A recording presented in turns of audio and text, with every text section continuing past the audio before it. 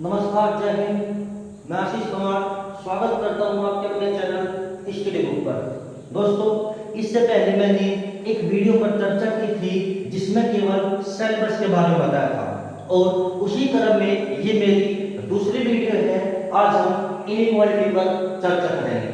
अगर मैं इनइक्वालिटी की बात करूं तो ये सबसे पहले बैंकिंग और स्टेट एग्जाम का हिस्सा हुआ करती थी, लेकिन जो लास्ट ईयर का एग्जाम हुआ, एमटीएस का एग्जाम हुआ, एसएससी जीडी का एग्जाम हुआ, तो उसमें भी इनके 2 से 3% देखने को मिले। उसी क्रम में मैं आज इनइक्वालिटी पर चर्चा करूंगा। जैसे आपको पता है, इनइक्वालिटी के अंदर ये 5 सिंबल होंगे, 5 निशान होंगे। सबसे पहला निशान होगा बड़ा है यानी ग्रेटर देन। जिसकी तरफ को मुंह खुला होता है वो बड़ा होगा, और जिसकी तरफ को मुंह बंद होगा वो छोटा होगा।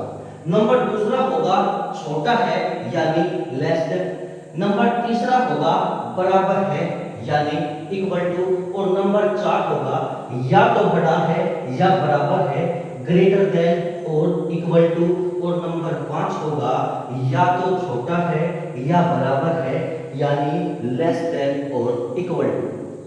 आज हम इन 5 सिंबल पर चर्चा करेंगे। अगर मैं आपको बोलूं, आपने पहले 3 सिंबल जरूर कहीं न कहीं पढ़े होंगे। बड़ा है, छोटा है, बराबर है, और नंबर 4 या तो बड़ा है या बराबर है, और नंबर 5 या तो छोटा है या बराबर है। अगर मैं इसकी बात करूं, जैसे मैं आपके सामने लिखा ए बड़ा है बी से, ए बी से बड़ा है यानी जिसकी तरफ निशान खुला होगा वो बड़ा होगा। अगर मैं इसकी चर्चा करूं, ए बी से छोटा है यानी ए छोटा है बी से, जिसकी तरफ को ये मुंह बंद होगा वो छोटा होगा। नंबर तीसरा, ए बी के बराबर है यानी ए बराबर है बी के, और नंबर 4 होगा ए बी से या तो बड़ा है या बराबर।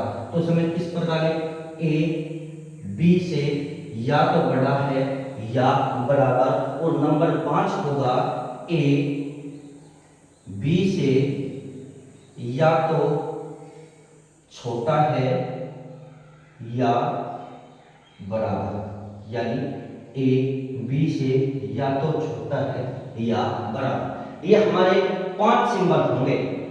अगर मैं इन सिंबल की बात करूं तो इसमें 2 सिंबल हमारे सिंगल कैटेगरी के होंगे और 2 सिंबल हमारे डबल कैटेगरी के होंगे।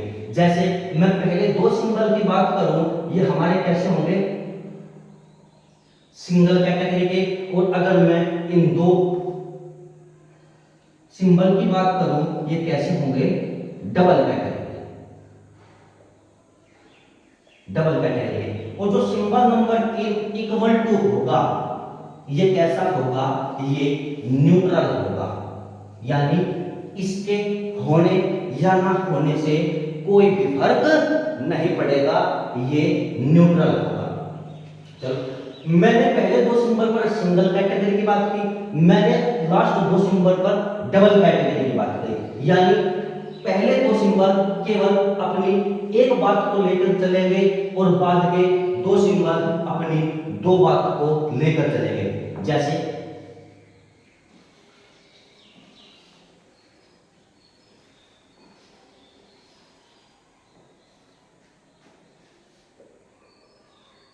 ए बड़ा है बी से, सिंबल नंबर 1, ए बड़ा है बी से, यानी ये केवल अपनी एक ही बात को लेकर चलेंगे। ए बड़ा है बी से, ए बड़ा है छोटा है बी से, यानी एक ही बात को लेकर चले, यानी एक ही बात सच है, ए बी से बड़ा है, ना बराबर है ना छोटा है, ए बी से क्या है, बड़ा है। नंबर दूसरी चीज क्या है, ए छोटा है बी से, यानी ए बी से छोटा है न कि ए बी से बड़ा है। इसमें भी केवल एक ही बात सही है, ए बी से छोटा है न कि बड़ा। अगर मैं तीसरे सिंबल की बात करूं, ए बी के बराबर है, यानी जब ए बी के बराबर है ना तो ए बी से बड़ा है और ना ही ए बी से छोटा है, ये बात क्या होगी? गलत होगी। मैं केवल पहले दो पर सिंगल कैटेगरी की बात की, मैंने सिंगल कैटेगरी की बात क्यों की? क्योंकि ये साथ अपने साथ केवल एक ही बात को कैरी करते हैं, ये अपने साथ केवल एक ही बात को कैरी करते हैं। अगर मैं सिंबल नंबर 4 की बात करूं, ए बड़ा भी है बराबर भी है बी से, ये क्या बात? ये दो बात को दर्शा रहा, ए बी से बड़ा भी है और ए बी के बराबर भी है, यानी ये अपने साथ दो बात को लेकर चलता है, ए बी से बड़ा भी है और ए बी के बराबर भी है। लेकिन कोई एक बात ही सही होगी, एक बात ही सही करेगा, या तो ए बी से बड़ा होगा या ए बी के बराबर होगा। यानी अगर ये सही है तो ये गलत है, अगर ये गलत है तो ये सही है, क्योंकि बात केवल एक ही होगी, या तो बड़ा होगा या बराबर होगा। तो इन दोनों के बीच में हम क्या कह सकते हैं? आइदर और, या हिंदी में बात करूं, या तो एक या दो सही है, इसीलिए इसका क्या नाम दिया गया? Double category. अगर मैं सिंबल नंबर 5 की बात करूं, अगर मैं आपके सामने सिंबल नंबर 5 की बात करूं, ए बी से छोटा भी है बराबर भी है, यानी ये भी अपने साथ दो बातों को कैरी कर रहा। कौन सी? ए बी से छोटा भी है और ए बी के बराबर भी है, यानी ए बी से छोटा भी है और ए बी के बराबर भी है। इन दोनों में से केवल एक बात सही होगी, या तो यह बात सही होगी या यह बात गलत होगी। अगर ये बात सही है तो ये बात गलत है, क्योंकि बात तो केवल एक ही सही होगी, या तो छोटा होगा या बराबर होगा। दोनों बात, एक व्यक्ति ना तो छोटा हो सकता और ना ही बराबर, या तो उससे छोटा होगा या बराबर होगा। जब आपको दो ऑप्शन दिए हैं, या तो छोटा है या बराबर है, तो बात तो केवल एक ही सही होगी, या तो छोटा भी हो सकता है या बराबर भी हो सकता है। तो इसमें किसका होगा? आइदर और का। अगर मैं हिंदी में बात करूं, या तो एक या दो सही होगा। इतनी बात क्लियर है। इसको हम दूसरे तरीके से भी लिख सकते हैं, जैसे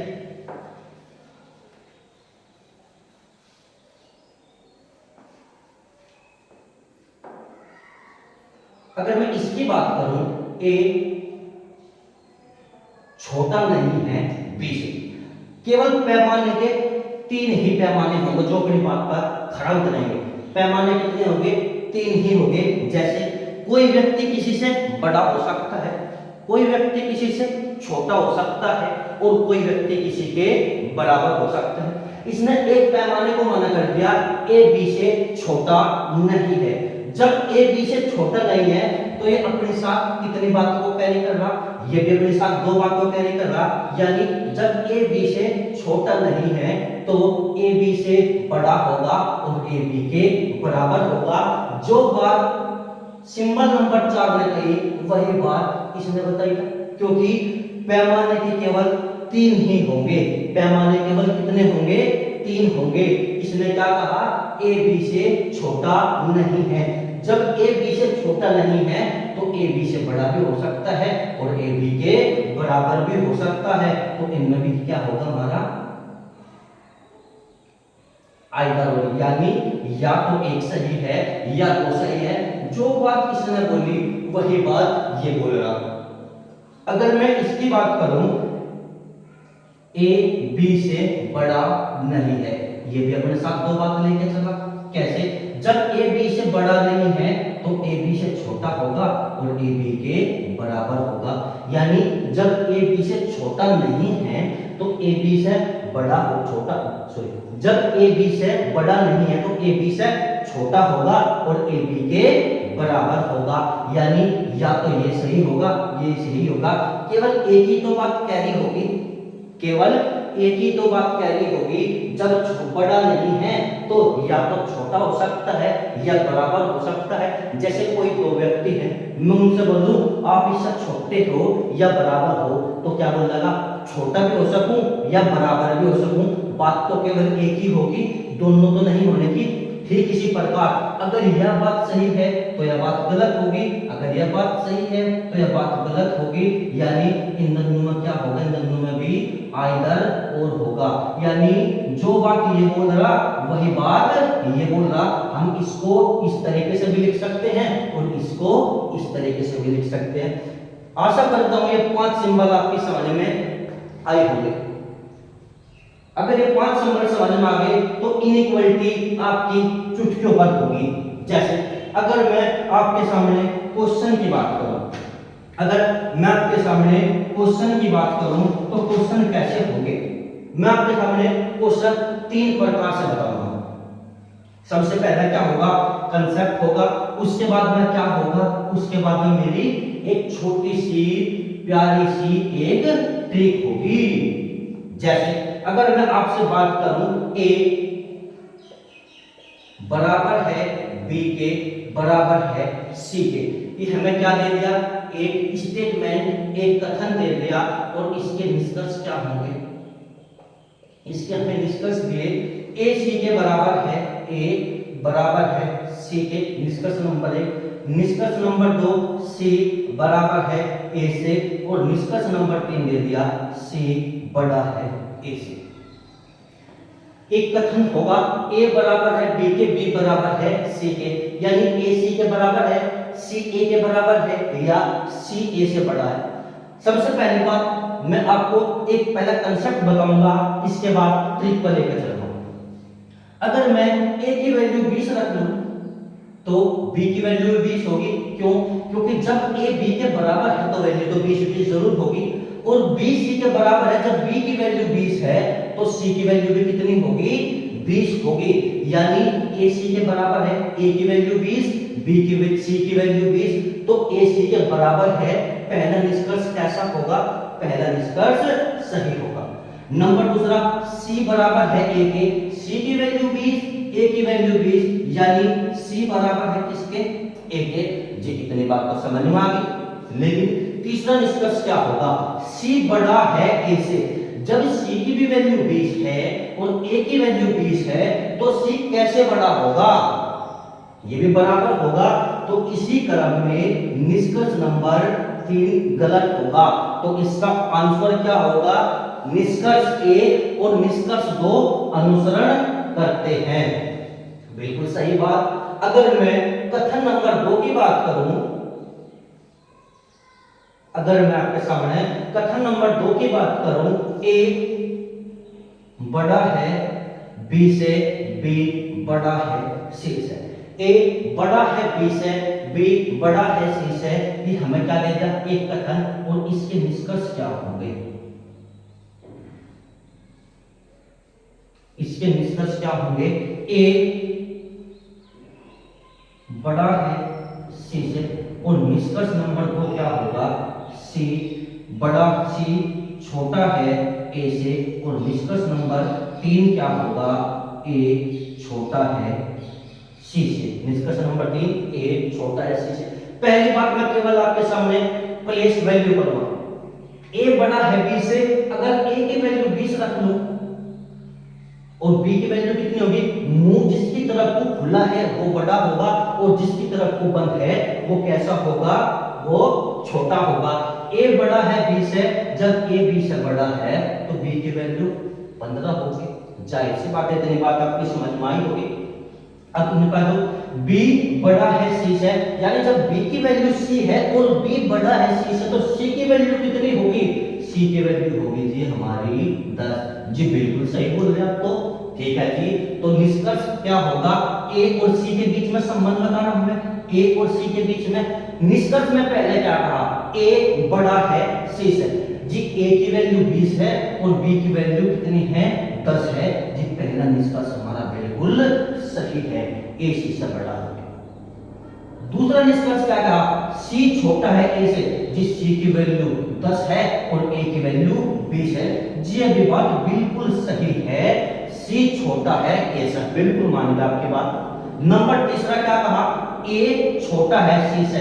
भाई जब ए की वैल्यू 20 है, सी की वैल्यू 10 है, तो ए छोटा कैसे हो गया, ए तो बड़ा हो गया, यानी निष्कर्ष नंबर 3 कैसा हो गया, गलत हो गया। इतनी बात उम्मीद करूंगा आपकी समझ में आ गई होगी। इसके अंदर सबसे पहले क्या होगी हमारी सेम फेसिंग, यानी क्या है सेम फेसिंग का मतलब है जब सारे निशान एक तरफ को हो। चलो जी, अगर मैं तीसरे कथन की बात करूं आपके सामने, अगर मैं आपके सामने तीसरे कथन की बात करूं, ए बड़ा भी है बराबर भी है बी से, बी बड़ा भी है बराबर भी है सी से। यानी अब तक तो सिंगल कैटेगरी निशान थे, लेकिन इस बार क्या हो गए, डबल कैटेगरी निशान। जी ये क्या हो गया, तो बच्चों ये कुछ नहीं हुआ। जैसे मैं आपको सबसे पहले प्लेस वैल्यू करूंगा और इसके बाद तुरंत मेरी एक ट्रिक होगी, इसके बाद तुरंत मेरी क्या होगी, एक ट्रिक होगी। मैं आपको इनइक्वालिटी 3 माध्यम से पढ़ाऊंगा, इनइक्वालिटी 3 माध्यम से पढ़ाऊंगा। अगर मैं सिर्फ ये हमारा क्या होगा कथन, अगर मैं इसके निष्कर्ष की बात करूं, निष्कर्ष नंबर 1, ए बड़ा है बराबर है सी से। निष्कर्ष नंबर 2, सी बड़ा है बराबर है ए से। निष्कर्ष नंबर 3, ए बड़ा है सी से। और निष्कर्ष नंबर 4 क्या होगा, ए बराबर होगा सी से। चलो जी, इस बार तो हमने 4 निष्कर्ष दे दिए और डबल निशान दे दिया। जब डबल निशान दे दिया, ये हमारे क्या दे दिए, निष्कर्ष। जब हमें डबल निशान दे दिया तो घबराने वाली कोई भी बात नहीं है। अब तक हमने प्लेस वैल्यू करी, इसकी भी मैं आपको प्लेस वैल्यू करके बताऊंगा। जैसे ये अपने साथ कितनी बात को लेकर चल रहा, 2 बात को लेकर चल रहा। कौन सी, ए बड़ा है बी से, बी बड़ा है सी से। इतनी बात सही है जी, ए बड़ा हो गया बी से, बी बड़ा हो गया सी से। जितनी बात बिल्कुल सही है। दूसरी क्या बात कह रहा, ए बराबर है सी बी से और बी बराबर है सी से। जी ये बात तो हम इससे पहले जो 2 क्वेश्चन निकले उनमें पढ़ गए, बिल्कुल सेम बात ही पढ़ गए हैं। ये क्या कह रहे हैं, इसमें डबल पेसिंग थी, लेकिन अगर मैं इन्हें 2 अलग अलग भाग में बांट लूं तो ये बात तो हम पहले पढ़ गए। अब इनकी क्या करेंगे, हम इनकी क्या करेंगे, वैल्यू प्लेस करो। अगर मैं ए की वैल्यू 20 रख दूं, बी की वैल्यू 15 रख दूं, तो सी की वैल्यू कितनी रख दूं, 10 रख दूं। इतनी बात तो आपकी समझ में आ गई होगी। ए बड़ा है बी से, तो जब ए बी से बड़ा है, अगर ए की वैल्यू 20 रखूंगा तो बी की वैल्यू अपने आप इससे कम होगी। 18 रख लो, 17 रख लो, 19 रख लो, यानी ए बड़ा होना चाहिए, चाहे ए कम ही क्यों ना बड़ा हो। बी बड़ा है सी से, बी की वैल्यू 15 और सी की वैल्यू कितनी होगी, 10। चलो जी, इनकी वैल्यू को प्लेस कर दी। दूसरे में क्या कहा, ए बराबर है बी से, बी बराबर है सी के। यानी अगर ए की वैल्यू 20 होगी, बी की वैल्यू भी 20 होगी और सी की वैल्यू भी कितनी होगी हमारे पास, 20 होगी। जी बिल्कुल सही बात है। यानी जब बराबर है तो वैल्यू 20 कर लो, 10 कर लो, 5 कर लो, 1 कर लो, आपकी मर्जी है। चलो, ये हमें एक कथन के हमने 2 कथन बनाएंगे। अब क्या करेंगे, निष्कर्ष को हल करेंगे। सबसे पहले ये 2 बात को लेकर चल रहा, ए बड़ा है सी से और ए बराबर है सी के। देखो ए बड़ा है सी से, ए की वैल्यू 20, सी की वैल्यू 10, ए की वैल्यू 20 और सी की वैल्यू भी 20। जी बात तो बिल्कुल सही कह रहा, ए बड़ा है सी से, ये भी बात सही कह रहा, ये भी बात सही कह रहा। यानी निष्कर्ष नंबर 1 क्या होगा हमारा, निष्कर्ष नंबर 1 बिल्कुल सही होगा। जब निष्कर्ष नंबर 1 सही होगा, अब निष्कर्ष नंबर 2 की बात करेंगे। सी बड़ा है किससे, ए से। देखो अगर मैं इसकी बात करूं, सी बड़ा है ए से और नंबर दूसरा क्या कह रहा, ए बराबर है सी के। हालांकि हमें ऐसा नहीं करना, मैं केवल समझाने की बात बता रहा आपको। देखो सी बड़ा है क्या आंसर, नहीं जी, सी तो छोटा है। जब एक बात गलत होगी तो सी क्या हो गया हमारा, छोटा हो गया, तो क्या हो गया, बात हमारी क्या होगी, गलत होगी। सी ये तो क्या है, ए बड़ा है, लेकिन इसमें क्या कह दिया, सी बड़ा है, जिसकी तरफ फेस खुला हो वो बड़ा होगा। नंबर तीसरी बात क्या कहती है हमें, ए बड़ा है सी से और ए बराबर है सी के, यानी बात किसकी है, ए बड़ा है सी से, बिल्कुल सही बात है जी, ए बड़ा है सी से और नंबर ए बराबर है किसके, सी के। जब देखो ए बड़ा है किससे, सी से, यानी जब एक ही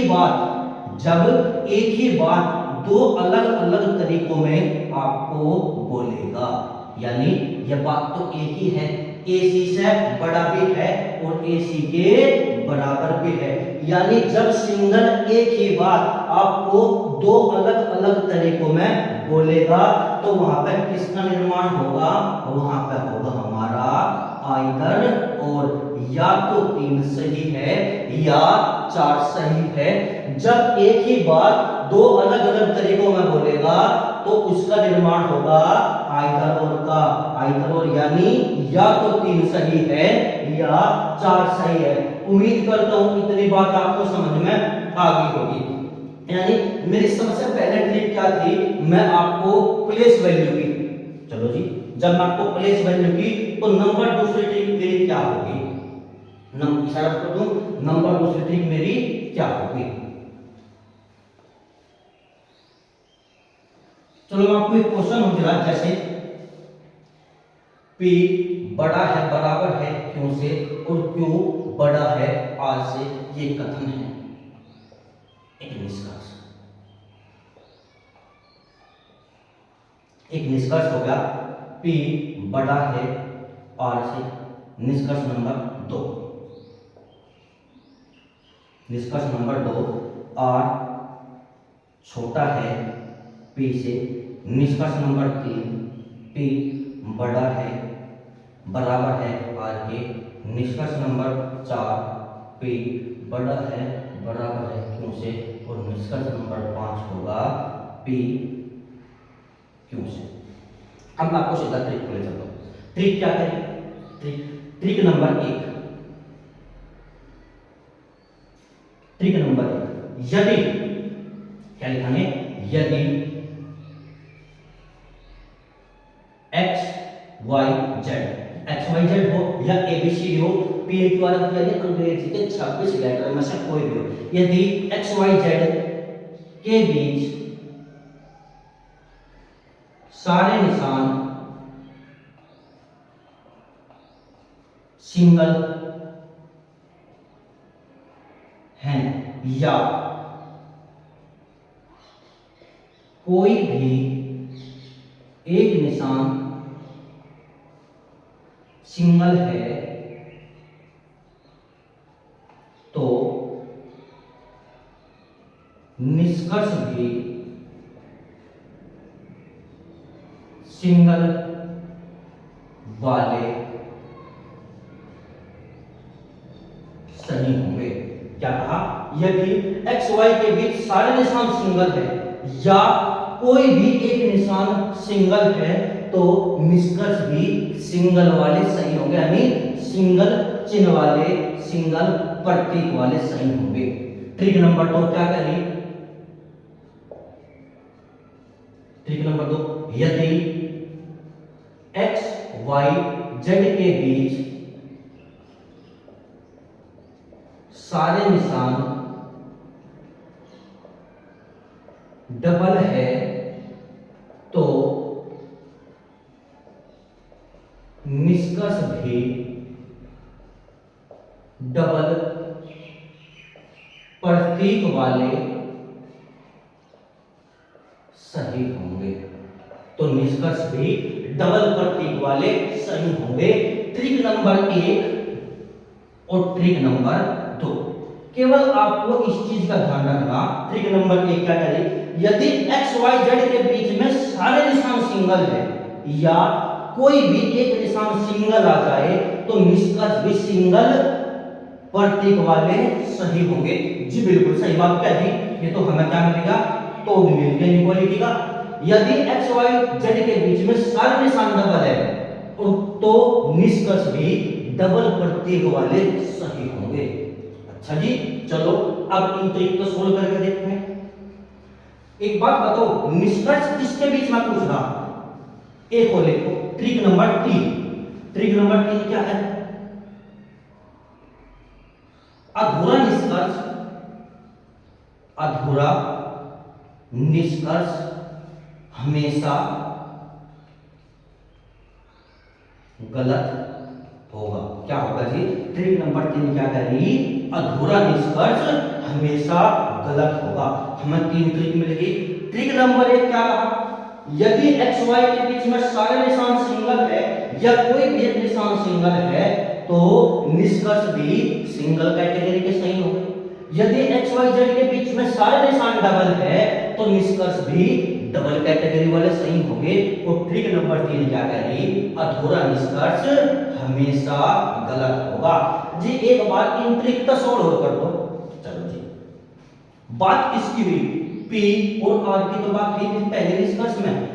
P और R के बीच में पहला डबल निशान हो गया, फिर कैसा निशान हो गया? सिंगल निशान हो गया। यदि एक्स वाई के बीच में सारे निशान सिंगल है या कोई भी एक निशान सिंगल है, कोई भी एक निशान सिंगल है तो निष्कर्ष भी सिंगल कैटेगरी के सही होंगे। तो ठीक है जी, निष्कर्ष भी सिंगल कैटेगरी के सही होंगे। मुंह किसकी तरफ को खुल रहे? P की तरफ को दोनों मुंह खुल रहे, यानी P बड़ा है, किससे बड़ा है? R से बड़ा है। तो पहला निष्कर्ष कैसा हो गया? हमारा सही हो गया। नंबर दूसरा क्या कहा? P बड़ा है R से, यानी जो पहले निष्कर्ष की बात करी वही दूसरे निष्कर्ष की बात करी। नंबर तीसरा में क्या कह रहा? P बड़ा भी है और बराबर भी R से। जी हमारी ट्रिक नंबर 1 तो यह बोल रही थी यदि एक्स वाई के बीच सारे निशान सिंगल है या कोई भी एक निशान सिंगल है तो सिंगल प्रतीक बड़े सही होंगे। लेकिन यहाँ तो डबल आ गया, तो डबल बड़ा कैसे हो गया? हमारा गलत हो गया जी, बिल्कुल सही बात। नंबर 4 क्या बोल रहा? नंबर 4 P बड़ा भी है और बात किसकी? P और Q की, यानी P बड़ा भी है और बराबर भी है किससे? Q से। बिल्कुल सही बात, P बड़ा भी है और बराबर भी है Q से। जी निष्कर्ष नंबर 4 हमारा सही हो गया। अब किसकी बात होगी? निष्कर्ष नंबर 5 की। P और Q के बीच में बात कर रहा। अब एक बात बताओ आप मुझे, P और Q के बीच में बात कर रहा, P अपने साथ में केवल 2 सिंबल ले रहा, यानी डबल कैटेगरी के निशान है। P अपने साथ में 2 निष्कर्ष साथ में लेकर चलेगा। कौन से? P बड़ा भी है Q से और P बराबर भी है Q के। लेकिन यहाँ पर तो P बड़ा ही दे दिया। क्या दे दिया? P और Q के बीच में बात कर रहा, P और Q के बीच में निशान कैसा है? डबल। लेकिन निशान कैसा आ गया? Single category. जब सिंगल कैटेगरी होगा यानी P Q से बड़ा तो हो गया लेकिन P Q के बराबर भी तो होगा। तो ट्रिक नंबर 3 क्या कह रही? अधूरा निष्कर्ष हमेशा गलत होगा, यानी 5वां निष्कर्ष कैसा हो गया? गलत हो गया। अगर 5वें निष्कर्ष के साथ में छठा निष्कर्ष P बराबर क्यों दे दे, यानी अगर छठे निष्कर्ष के साथ में P बराबर क्यों दे दे तो P Q से बड़ा भी है और P Q के बराबर भी है। तो 5वें और छठे में क्या बनेगा? हमारा आइदर और। उम्मीद करता हूं इतनी बात क्लियर होगी। लेकिन इसने छठा उत्तर हमें छठा ऑप्शन नहीं दिया। और अधूरा निष्कर्ष हमेशा कैसा होगा? अधूरा निष्कर्ष हमेशा गलत होगा। यानी मैं क्या कह सकता हूं? निष्कर्ष 1, निष्कर्ष 2 और निष्कर्ष 4 अनुसरण करते हैं। निष्कर्ष 1, निष्कर्ष 2, निष्कर्ष 4 अनुसरण करते हैं। हमारी ट्रिक क्या है? यदि एक्स वाई जेड के बीच में सारे निशान सिंगल है या कोई भी एक निशान सिंगल है तो निष्कर्ष भी सिंगल कैटेगरी वाले सही होंगे। यदि एक्स वाई के बीच में सारे निशान डबल है तो निष्कर्ष भी डबल प्रतीक वाले सही होंगे। यदि नंबर तीसरा अधूरा निष्कर्ष हमेशा क्या होगा? गलत होगा। उम्मीद करता हूं यह बात क्लियर होगी। चलो इस वीडियो में मैं आपको 3 तरीके के प्रश्न बताए। कैसे? 3 तरीके से सॉरी अब तक तो 2 ही तरीके सिखाई।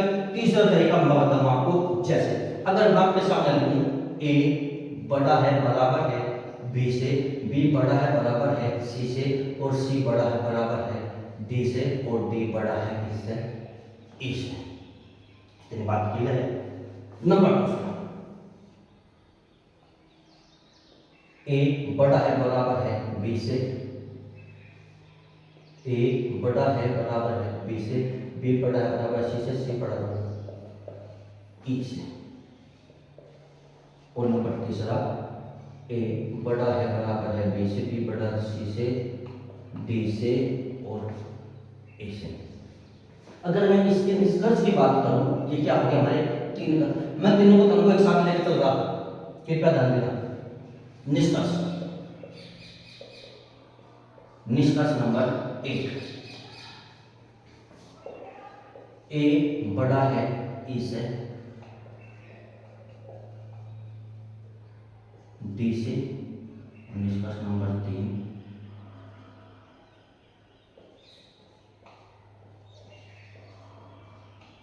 चलो जी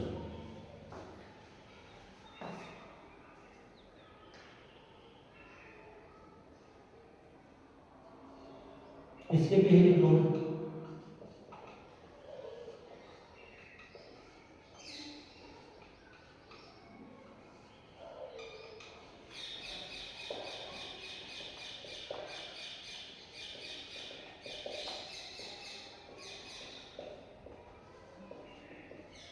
अब मैं आपको तीन तरीके से बताऊं, जो सा तरीका आपको पसंद आएगा करिए। सबसे पहला तरीका क्या होगा, वैल्यू प्लेस का। सबसे पहला तरीका क्या होगा, वैल्यू प्लेस का। चलो जी, वैल्यू प्लेस में इसको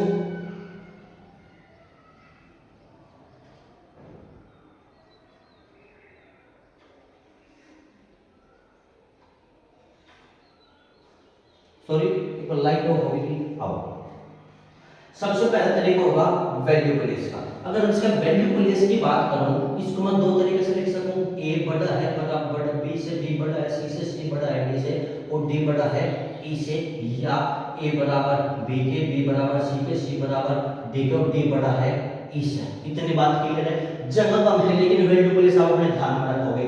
ए बड़ा है ई से, ए बड़ा है ई से, बिल्कुल सही बात है। देखियो ए बड़ा है ई से, बिल्कुल सही बात है जी, ए बी से बड़ा है। नंबर दूसरी बात क्या कह रहा, ए छोटा है बी से, नहीं जी, ए कहां से छोटा होगा, ए की तो वैल्यू बड़ी होगी, यानी निष्कर्ष नंबर 2 कैसा हो गया हमारा, गलत हो गया। नंबर तीसरी बात, ए सी की बात किसकी हो रही, ए सी की। अगर ए की वैल्यू 20 मान लो, सी की बी की 15 और सी की 10। चलो जी, इतनी बात क्लियर है। लेकिन ए सी से क्या डबल निशान है, इसकी भी 10, इसकी भी 10 और इसकी भी 10। नहीं जी, ए सी से बड़ा तो है लेकिन ए सी के बराबर भी तो है, तो निष्कर्ष नंबर 3 कैसा हो गया, गलत है। आप देखो ए बी ए सी से बड़ा तो है लेकिन ए सी के बराबर भी तो है। नंबर 4, ए सी से बड़ा है और बराबर है, बिल्कुल सही है जी, ए सी से बड़ा भी है और ए सी के बराबर भी है। पहला तरीका वैल्यू प्लेस। नंबर दूसरा तरीका किसकी बात हुई, ए और ई की। ए और ई के बीच में सारे निशान कैसे हैं जी, यहां भी डबल, यहां भी डबल, यहां भी डबल, लेकिन एक जगह सिंगल आएगा जी। क्या आएगा, एक जगह सिंगल लगती तो काम हो गया हमारा। कैसे हो गया काम, अगर सारे एक्स वाई जेड के बीच में सारे निशान डबल हो और एक भी निशान सिंगल आ जाए तो सिंगल निष्कर्ष वाले निशान कैसे होंगे, सही होंगे। बात ए और ई की कर रहा जी, पहला निशान कैसा होगा हमारा, पहला निष्कर्ष सही होगा। नंबर दूसरी बात किसकी कर दी, ए और डी की। जी ए और डी के बीच में सारे निशान डबल है तो निष्कर्ष भी डबल निशान का सही होगा। क्या कह रहा, ए बड़ा, इसमें ए छोटा है बड़ा है डी से, लेकिन भाई फेस तो सारे एक ही तरफ को खुल रहे, यानी ए तो कैसा हो गया, ए तो बड़ा है और इसमें क्या कह दिया, ए छोटा है। नंबर तीसरी बात में क्या कहा, ए और सी के बीच में बात कर रहा, ए और सी के बीच में। ट्रिक नंबर 2, यदि सारे निशान डबल है तो निष्कर्ष भी डबल निशान का सही होगा। यहाँ पे कैसा है, सिंगल निशान का। और नंबर 4, ए और सी के बीच में बात कर रहा है। ट्रिक नंबर 2, यदि सारे निशान डबल है तो निष्कर्ष भी डबल कैटेगरी का सही होगा, यानी निष्कर्ष नंबर 4 हमारा बिल्कुल सही है। एक तरीका तो हमारा वैल्यू प्लेस का, दूसरे तरीके की मैं आपको ट्रिक बताई, और तीसरा तरीका देखो। तीसरा तरीका अगर आपको भी समझ में आ जाए, बड़ा लाजवाब तरीका है, मर्जी आपकी है, जो आपको पढ़ना है, जो आपको सरल लगे वो करो। एक बात बताओ, ये निशान है हमारे, आपने जब कमरे में होंगे, कमरे के बाहर पायदान हो जिस पर पैर पूछ के कमरे के अंदर एंट्री ले जाना। चलो जी, ये मान के चलो कमरे का गेट है, कमरे के गेट में एंट्री इधर से होगी, इधर से गेट कैसे रहेंगे, बंद रहेंगे। तरीका नंबर 3, तरीका नंबर 3, एंट्री कमरे में इधर से होगी, इधर से गई बंद रहेगी। एंट्री कमरे में इधर से होगी, कैसे होगी एंट्री? नीचे क्या बच रहा? पायदान, जिस पर पैर पूछ के अंदर जाए जाएंगे। नंबर 4 क्या होगा? एंट्री इधर से होगी, नीचे क्या है? पायदान, जिस पर पैर साफ करके हम कमरे में एंट्री करेंगे। जी बिल्कुल, अगर कमरे में एंट्री करेंगे, इन पर पायदान तो है नहीं। मान का चलो बाहर बारिश हो रही और आप कमरे में आए, तो कमरे में पैर कैसे जाएंगे? पैर जा, अगर पायदान नहीं है तो कमरे में पैर कैसे जाएंगे? पैर जाएंगे जी गंदे पैर। बिल्कुल सही बात थी, हमारे पैर तो कमरे में गंदे जाएंगे। अगर कमरे के बाहर पायदान है और बाहर बारिश हो रही है, आपके पैर की चढ़ में है, तो पायदान का साफ करोगे तो आपके पैर कैसे जाएंगे? अंदर। जब कमरे में जी पैर तो बिल्कुल साफ जाएंगे। जब पैर बिल्कुल साफ जाएंगे तो एक बात बताओ, शायद दिख ना रहा हो वीडियो में, मैं से यहाँ पर नोट कर लूँ। ए बड़ा है बराबर है बी से, बड़ा है सी से, डी से और ई से ए।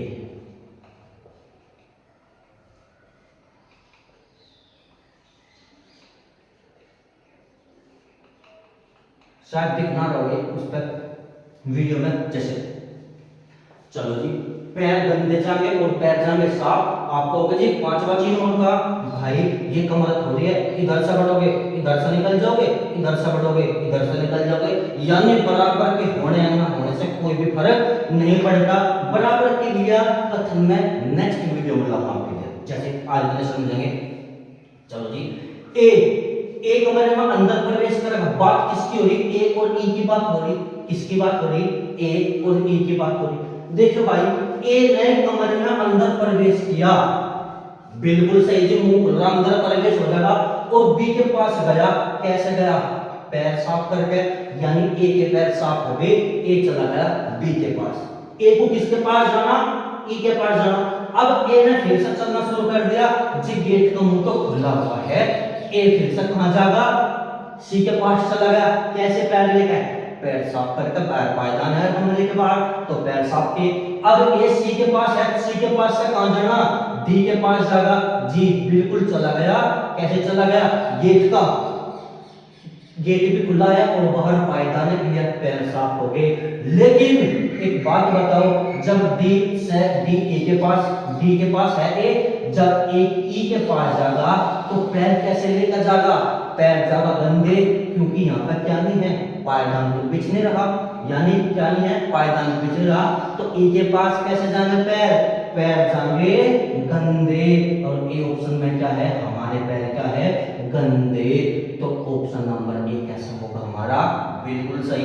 अगर एक बार पैर गंदे हो गए, अगर एक बार पैर गंदे हो गए तो आप कितना भी साफ कर लो, पैर गंदे रहने हैं। कितने भी साफ कर लो, पैर तो गंदे रहेंगे।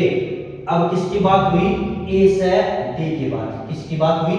ए से डी की बात। जी एक बात बताओ, ए किसकी बात हुई? ए से डी की बात हुई।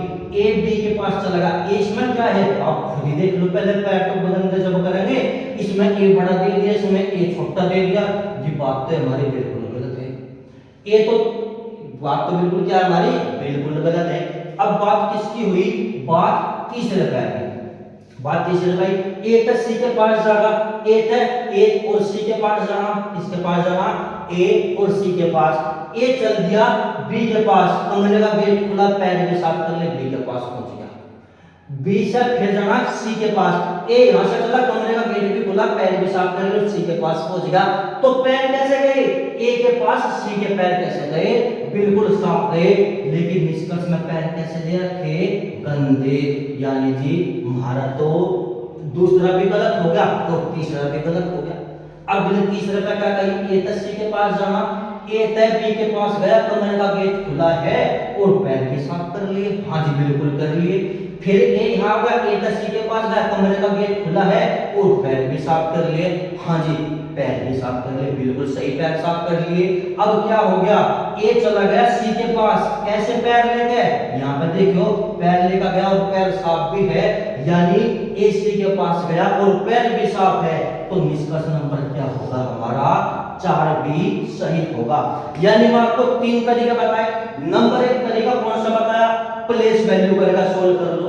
नंबर दूसरा तरीका मैं आपको क्या बताया, अगर एक्स वाई जेड के बीच में सारे निशान सिंगल आ जाए या एक भी निशान सिंगल आ जाए तो निष्कर्ष भी सिंगल कैटेगरी वाले सही होंगे। जैसे ए और ई के बीच में एक जगह सिंगल आ जाए तो सिंगल कैटेगरी सही होगी। नंबर दूसरी ट्रिक क्या बताई मैं आपको, नंबर दूसरी ट्रिक मैं आपको बताई, यदि एक्स वाई जेड के बीच में सारे निशान डबल आ जाए तो निष्कर्ष भी डबल निशान के सही होंगे। सिंगल निशान के निष्कर्ष हमेशा और हमेशा गलत होंगे। अगर नंबर तीसरी ट्रिक, अधूरा निष्कर्ष हमेशा गलत होगा।